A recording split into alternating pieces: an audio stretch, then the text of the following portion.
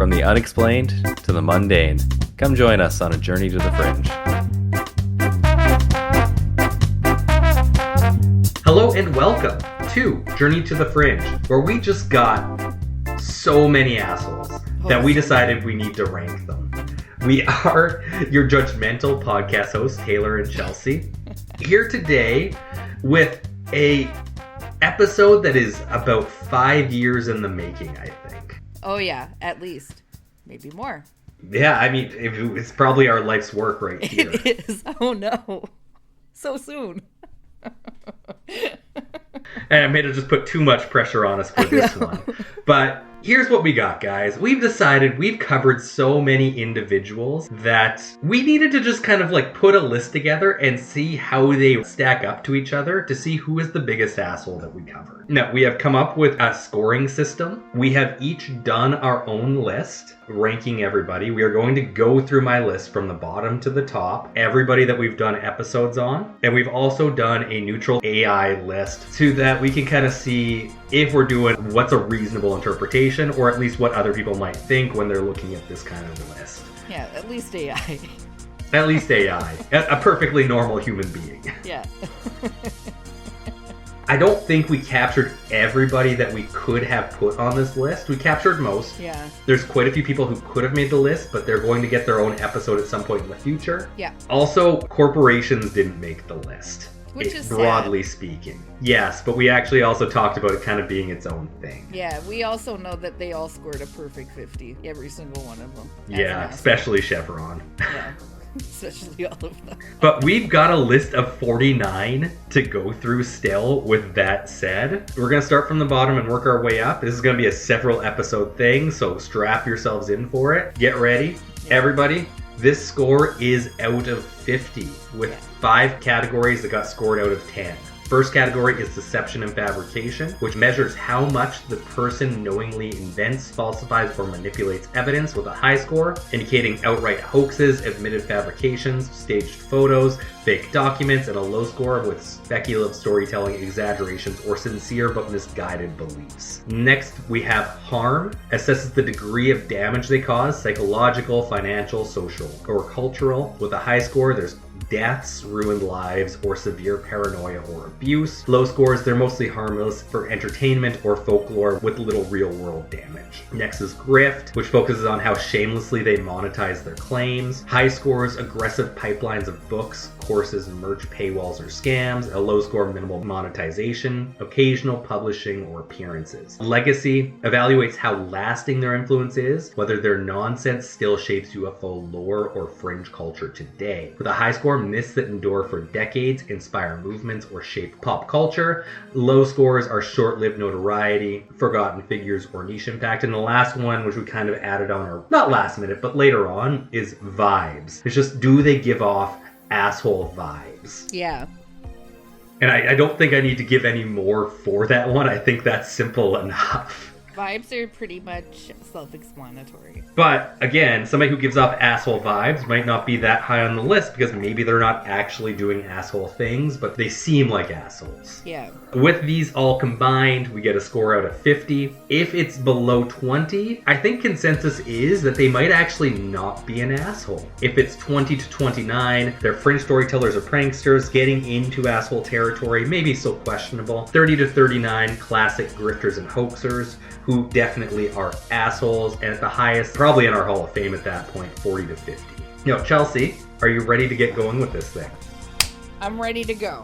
I'm excited. And I will say, we would love to hear from everybody who listens how you would rank these individuals. Yeah. If you think that we've ranked somebody too high or too low, or if you think that we've omitted somebody that should have been on this list, please let us know. Yeah. Love to hear it. I think we can do this annually with people added to the list. And I said 49, it's only 48. I had to do a change there. Bottom of my list, Paul Benowitz, who makes many appearances. First, season 2, episode 17. Also, season 3, episode 46. and also the John Lear episodes, but I forgot to list where that took place. Benowitz I think he was an engineer actually, who believed he was and I say that without having listened to that episode, so don't hold too much weight in what I just said there. He believed he was intercepting alien signals near Kirtland Air Force Base. His most notable achievement was inadvertently sparking one of the most influential UFO conspiracy threads of the 1980s. His biggest asshole actions are complicated. He spread paranoia through his claims, but he was also a victim of government disinformation, which drove him into psychological collapse. He got an overall score of 5 from me, and it's basically he got a 1 right across the board. I don't think he was deceiving anybody, and at most you can say he was naive, but even the amount of government force put against him, I don't think you can even say he was naive. I don't get bad vibes. If anything, he might just be a guy who you get I need to bully him vibes from, because apparently multiple people that we've covered have felt that from him, which is anti-asshole. Pretty much all the harm he did was to himself. I don't think he made any money, and you might score slightly higher in legacy just because Dulce's still out there, but I don't think you can put that legacy on him either. I think that's going to come much higher on the list. He's not the bottom of my list, actually, because I have a few people I was unable to fill out, which we'll discuss in a little bit. When the rankings come out, we'll compare them with Taylor. But he's not the lowest on my list, and I agree with everything you're saying. Where I gave him points was deception and fabrication, not through any fault of his own, obviously, and harm, I did do a little bit because Paul Benowitz did write a book with all the disinformation that he was being fed. That disinformation is out in the world, like Dulce and stuff like that, mostly sparking from that book that he put out, which was fed to him by other people. So that's where he got points with me, because I feel like there was a little bit of harm with that done. I do know people who do refer back to stuff like that as proof that stuff like that exists. That's where he gets all his points from me. That's why he ranked not the lowest on my list, because I did give him a few points for harm and deception and fabrication. Okay. AI, he is third from the bottom of their list with a score of 25. 25? Yeah. Where'd he get his points from with AI? Did they use the same scale? Yeah. Copilot says that Benowitz scores high in harm and legacy because his paranoia seeded UFO lore and ended tragically. But his deception and vibes are low. He wasn't malicious, just misled. His grift is minimal since he didn't profit. Yeah. He's held back because he was more victim than a perpetrator. And I do get where they're coming from on that. Yeah, but I'm going to attribute those scores somewhere else that we're going to see way later on this list. Yeah, okay. I'll agree with how they gave the scoring. I just don't think he scores that high. However, maybe I didn't give him enough for the information that he put out into the world based on what he was being fed by government agents. So I think we're all going to have a different approach to this list. So I think it's pretty straightforward on that. I just don't think he's an asshole because of it. No, I agree. And that's why I attribute it elsewhere. Yeah. Next up on my list at 47 is Edgar Casey.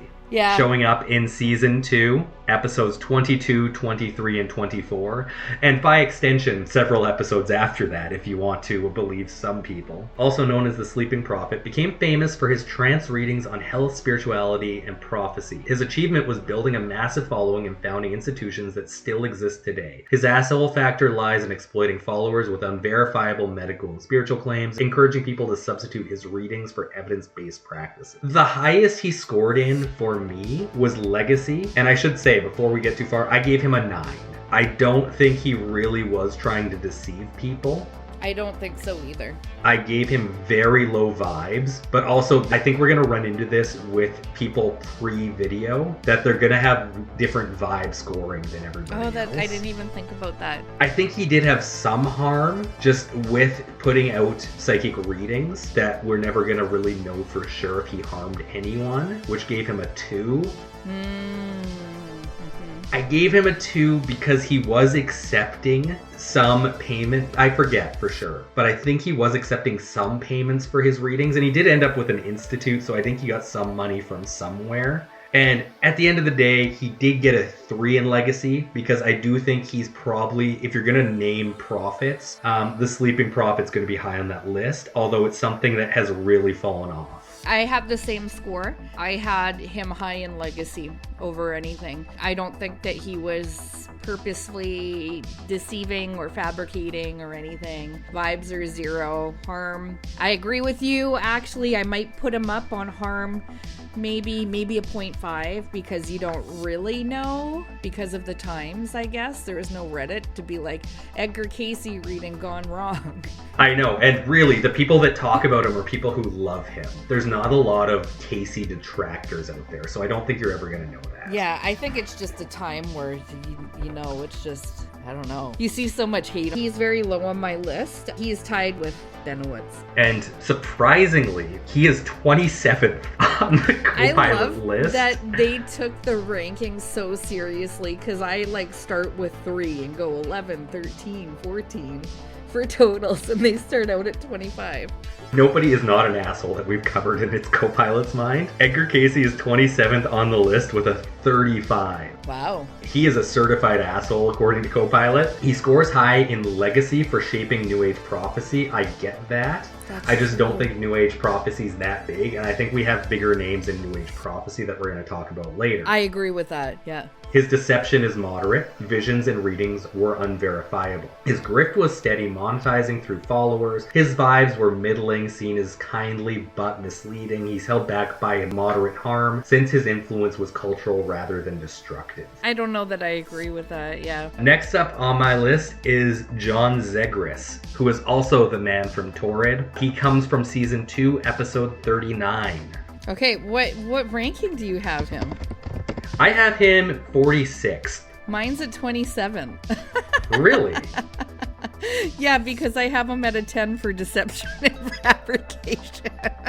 I guess true enough. I just didn't think it was that big a deception. He was saying he came from a country that didn't exist. Oh, we need to read what he is. Hold on. John Zegris is the alleged man from Torrid, a supposed traveler from a non-existent country. His achievement was inspiring one of the most enduring urban legends of anomalous identity. His asshole actions are minimal, fabricating a story that misled audiences, but with little exploitation or harm beyond myth-making. Yeah. I gave him a 10 overall. He's 46th on my list. He got 2 across the board. Yeah, he deceives. Yeah, he's got weird vibes, especially when you're reading the story. I gave him a 2 just because, I don't know, maybe there's harm in the story. I don't know. Probably more than the Benowitz story. And that's, whenever I have a 1, I have to compare anything that's low. It compares to that. And I think it wasn't quite there. There has to be some sort of grift attached to this. I don't know what it is, but I gave him a 2 there. And I gave it a 2 for legacy just because it's a story that comes up, but it doesn't buttress anybody's arguments for anything. Yes. Like that we're going to get later on. Yeah. So I gave him 10 for deception because it's obviously made up. I gave him an 8 for vibes because who makes up a story like that? Harm, low, 3. Grift, 4, because like he's gone on radio shows and stuff like that. And then legacies 2, because exactly, like who goes back to this? I'm not sure if John Zegris actually exists, so that is why it's so low. Right, where did he come from? I can't remember. That's another one I didn't listen to. I know, I had to go back and listen to it. So many assholes, so little time. And this one actually, co-pilot matched. John Zegris is 46 on their list, although with a 26.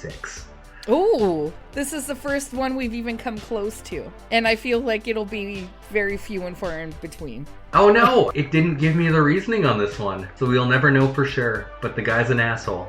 Just kind of, though, per co-pilot. So we'll move on from there. Yeah, I agree with that. Because they got basically my total. All right, Chelsea, next on my list, somebody that we covered very recently, Emanuel Swedenborg, Season 5, Episode 94. Swedenborg was an 18th century mystic and theologian who claimed visions of heaven and communications with spirits. His achievement was founding a theological movement that influenced mysticism and philosophy. So I gave him, he's 45th overall on my list with an 11. And I should say he's tied with 45. Okay, he's at the bottom of mine too with But 8. I do think just looking at the 2 names, Swedenborg should be below the next name. So mine would be about 45 because I have those two that are not ranked yet. I got a little overzealous there. I mean, I gave him an 8. I gave him a 1 on deception. Just because he was doing it from his dreams, it's really hard to say that he was trying to pull a fast one on anybody. I get weird vibes from him, but it's mostly because of how much he was into minerals and his own dreams. But not that high of vibes, like a 2, like I said. I do think there's some harm that came from him, like the fact that his followers did get some repercussions in Sweden, and he did make money off his books, so I gave him a 3, and I gave him a 3 for legacy. He's the foundation of a lot of ideas, but very few people actually know that he's the foundation for these ideas, and they have changed so much for saying that you met enemies from other planets. I think that your reasoning is much more logical for what you scored him than what I had. I don't even want to go over mine because I think yours is much more accurate. I gave him a 1 in harm, but now that you say that, I forgot that his followers were punished. You can't really blame him for that. Like, you gotta blame Swedish law at the time, too. He's still implicated in it because it's his, right? So... Yeah, but it wasn't even him. He was writing in English, and then the books were being brought back by followers in Sweden. Like, he was trying to do everything he could to avoid it. Which is why it's low. I had him low, too, but I forgot about that. So I might push him up 1. He falls 41st on Copilot's list with a 30. They give a low asshole factor because he didn't monetize heavily, but his fabricated visions misled followers and created doctrinal confusion that persists today, giving him an overall score of 30. I'm disturbed that you still haven't gotten to the person that's on the bottom of my list yet. I'm very curious who you're going to have at the bottom of your list, and I frankly am astonished at who Copilot put at the bottom of their list. Have we gotten to it yet? No, it's not going to be for a long time either. Well, I shouldn't say a long time. He's coming up, but it's pretty far away. I wonder if it's the same one I put at the bottom of my list. At number 44, I have Travis Walton. Okay, that's the bottom of my list. Walton claimed to have been abducted by aliens in 1975, a story that became a best-selling book, and the film Fire in the Sky. His achievement was creating one of the most famous abduction narratives in UFO history. He profited from the story and misled audiences, but his case is less exploitive than others and remains more folklore than fraud. And that's what Copilot said, giving him a ranking of 37th on its list with a score of 33. He did profit off it. He did profit. That's his highest score for me. Oh, you know what? I didn't even fill out Grift. I gave him a 4. He might be tied with Paul Benowitz and Edgar Casey with me on this. Honestly, I don't want to believe he's grifting, though. But he has profited off of it. He has definitely profited. In fact, that's how he makes pretty much all his income. Yeah, Fire in the Sky, huge I would story, put it at a 3. Okay, yeah. So he's tied for me for bottom with Benowitz and Casey.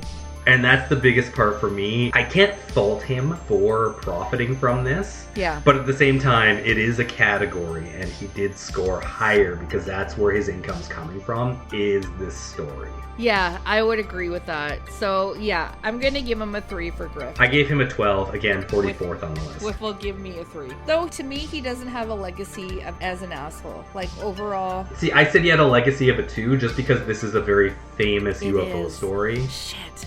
And that's actually where his grift comes from, is the legacy of the stories. It's really weird. You're right. I know. Now that you say that, he's moving up on my list from last. Son of a bitch. Okay.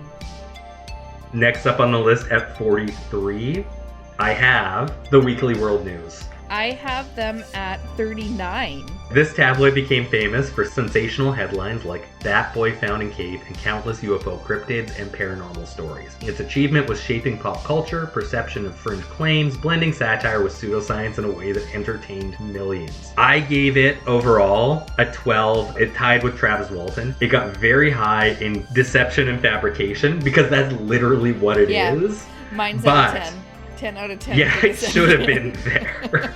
I gave it a 7 just because I don't think it's that bad a deception compared to other people on the list. It's not. So to me, like, it was all deception. So that was a 10. So it scored way lower points for other things because in the vibes, it got a 0 because I gave it a 0 for vibes too. Yeah. So that's where it evened out on mine. I gave it a 1 for harm because I feel like some people might have thought it was real, but I don't think many. I'd give it 1 for grift just because same. It was a paid subscription. Like you bought it at the store, but even then, when it went online, it was free for a while. It is trying to monetize it It's to like still keep free, it afloat, but it's still minimal. But it had to make money to continue to provide the like wonderful entertainment that it did, which I can't fault it. Really, it's just filling a void that people need to fill. And I gave it a 3 for legacy just because it does have that nostalgia in my mind. But at the same time, when we were going through the episodes, you could see the underpinnings of the fake news we see today from it. Oh yeah. Just in their pure It was form. the original, In their pretty much. fun form. Other than Town Crier. Copilot put it at 36 with a score of 34. And it says its asshole factors come from fabricating stories that blurred satire and fact, misleading casual readers, and trivializing genuine inquiry while profiting from sensationalism. They give it a 9 for legacy, which I think is crazy. Wow. Yeah. That is crazy because let's be honest, we do all know who Bat Boy is. Don't get me wrong, but it's not like Bat Boy shows up anywhere else, you know? And that's the holding code. Like the whole thing is like it can't be like a generally known thing. Yeah, like everyone knows Bat Boy, but it's not like it was the taking off point for where Bat Boy the Cryptid came from. Like everybody knows Bat Boy's not real, even though he's lived a whole lifetime. He's gone to Afghanistan. Taylor Swift is carrying his baby. I can't quite remember how There's that something works like out. that, There was a yeah. whole lot of stuff going on. Man, that was a fun nostalgia episode. Yeah, I know. Episodes. I know, that was so good. I don't think we said it. That was just covered this year in season 5, episode 74. Oh, yeah. We should 74 and 76. We should have had the names of them ready to go, but we can't be. We're that doing it good. on a spreadsheet. That's Yeah. really hard. Next up, 42nd on the list is Mother Shipton. Oh, I have her really low too. She's ranked on mine 44. Season 3, episode 12. Yeah, we're right around the same spot, 43, 44. I don't think the score's going to be that different. That is one that I listened halfway through. Hey, me too. I hope it didn't turn halfway through. I have to tell you, listening to Mother Shipton, I was like, wow, I remember when we did the opening news article on our actual episodes. It was like a little bit of nostalgia for me before we broke it out to a mini. And just breaking the fourth wall here, it was something that kind of shook us to our core when we took that away. And we're like, how do you start an episode? Just with theme songs. It's true, but now I think it's a beautiful thing, and I wouldn't want to go back, but just listening to it that way, I was like, wow. And then the episode starts like after that, and so I was like a little bit taken aback. I was like, what's going on? But anyhow, Shipton is a legendary English prophetess whose prophecies were largely fabricated posthumously. Her achievement is enduring folklore status, with her name attached to centuries of predictions. Her asshole factor is modest. Her myth was exploited by later promoters, misleading audiences but functioning more as entertainment than fraud. Copilot, with that description, put her at 46. She's actually very low on there. Wow. But they gave her a 26, so she's still an asshole. We're coming up all in the same, whether or not they... She's a tragic character. She is. Like, when you listen to it, you kind of get the vibes from, if you listen to it back in the day, oh yeah, woman brought up in a brothel, evil woman. You're like, no, it's just the circumstances of her life that really make everybody mean to her, and that's where everything came from. And even the stories about her didn't come out until a century after her. Yeah, no, I just really felt bad for her. I gave her a 6 in legacy, and that's not her own doing. Yes. It's stories that come later. It's legend. Yeah. It's the legend that was built around her. And, like, she made up stories. I got to assume that. And I gave her a 3 in deception. Yeah. That's everything else is 2s. Mine's pretty much exactly the same. Me and you are pretty much neck and neck. Matching the bottom. Yeah. I think we have agreement in who's not assholes. Yeah. Yeah. Because these are all below 20s. Mother Shipton definitely, by her own means, I don't think is an asshole. She's a little bit more up there in legacy because of the cult status she's kind of gotten around her, but it's not through any of her own doing. Okay, Chelsea, next up on my list, and sorry, I don't know if I said it, I gave her 15 overall. Again, clearly not an asshole. Mine's an 11. Yeah, she is punished by her circumstances and talked about later in life. So. Yeah, which is actually pretty sad. Yeah. It's like a Benowitz, actually.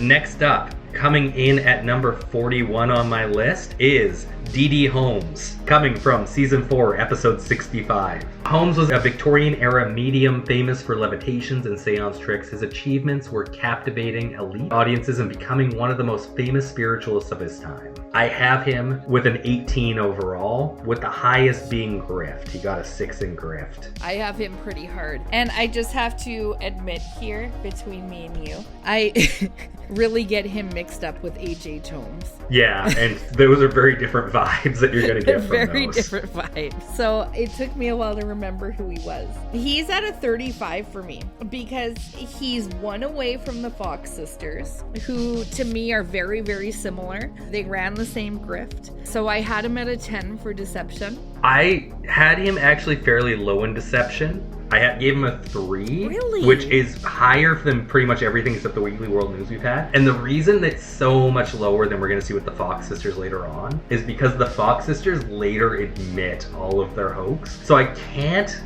say for sure he didn't believe what he was doing. Huh. Interesting take on that, because I would say, wouldn't that make him a bigger asshole for not admitting to it? Yeah, and especially with like the levitation stuff that he would do. I might rethink that. It's interesting that it kind of puts us at different levels because we're interpreting it a little bit differently, which is the fun of it. And I also don't get weird vibes from him. I do. do. I always love that he had like people around to notarize everything. There were affidavits always signed at his shows that they were fantastic. Yeah. I forgot about that. But because of that, he gets weird vibes from me. Because, and it's I guess the same with the I forgot Fox about the sisters. notary thing when I was scoring. Maybe it would have been a little It's higher. the same with the Fox sisters. They're taking advantage of that spiritual movement. And around that time frame, they're all doing kind of a very similar grift. So they're all kind of playing off each other. They know what they're doing. It's rapping. It's levitating. It's clearly made up stuff. That was all the rage at the time. So it definitely was a timely thing as well. So I gave him higher asshole vibes as well. Like I said, the only thing that really held him back for me is like he kept up the grift his whole life, so it's hard to say he thought it was a grift. And maybe he could actually levitate. I doubt it. The funny thing for me here is I gave him lower harm. I still gave him a 5 because obviously he's taking money from people, but scored lower on the vibes because I don't feel like it was that harmful. It was just taking money from the rich. It was the entertainment at the time, right? It was like, I want to go see a movie, take my money. So he's not like a villain in anything like that to me because he was entertaining and taking advantage of that. And Copilot has him at a 34, actually very close to Chelsea. No! And in 34th. His asshole factors come from exploiting grief and curiosity with fraudulent performances, monetizing deception while presenting himself as a genuine medium. I should also say, I think this might be the first time it becomes apparent. I didn't listen to D.D. Holmes' episodes again for doing this list. Neither did I, but I remember him. And weirdly enough, vibes. I do find when I re-listen to episodes, the score went up significantly because apparently you just forget some of the asshole stuff people do. It's true. I mean, especially when we're looking back at where are we right now? This is the late 1800s. Oh, sorry. We're in season 4, episode 65. So we're talking about August of last year. Yeah, so it's been a while, but I remember his vibes. So that's why his vibe scored an 8 for me. Okay, and this is the last person on my list, Chelsea, who isn't an asshole, as it's the last score below 20. And Chelsea, how many more on your list are below 20? I have below 20.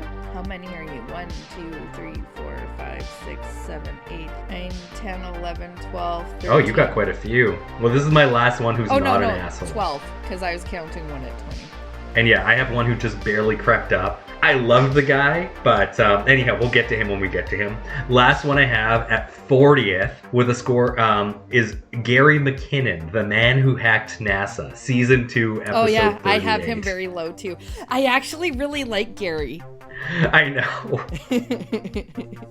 McKinnon became infamous as the UFO hacker after breaking into NASA and U.S. military computers in the early 2000s, I forgot how to say it, 2000s, claiming he was searching for the early 2000s, claiming he was searching for evidence of extraterrestrial technology. His achievement was exposing vulnerabilities in government systems and sparking global headlines about UFO secrecy. Overall, I have him at a 19. The highest thing he scored is a 6 in legacy. Yep. Because he is somebody who's remembered and it gets talked about a lot in UFO circles. But he doesn't actually make the UFO round. He hasn't really profited off this. I get weird vibes from him, but not totally in necessarily a bad way. Just nerd vibes, just weird. Yeah. I live in a basement vibe, I think. He did hack a government mainframe, so he got a 4 in harm, but he didn't do anything bad. Completely on with that.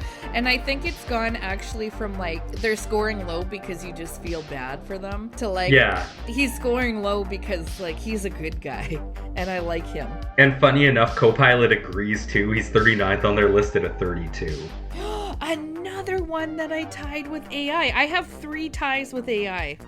That is hilarious. Which is weird. I'm on my ranking. That is where we finish off with the total agreement. They are not assholes. So yeah. I think this is where we're going to cut the list. And next week we're going to continue on. Starting with some assholes.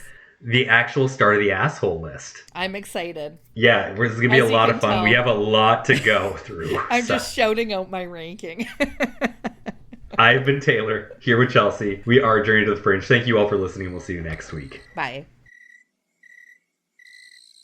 Thank you for listening to Journey to the Fringe. If you have liked what you have listened to, please like, share, subscribe, or follow, depending on what venue you are listening to us through. Also, please, if possible, leave a 5-star review, as that really helps us in the algorithms. Should you wish to interact with us, please check us out on your social media of choice. I bet you we are there. And if you really want to communicate with us and give us ideas for new episodes or tell us that we're wrong and terrible, either way, please send us an email at journeytothefringe@gmail.com. For now, I'll see you in the next episode.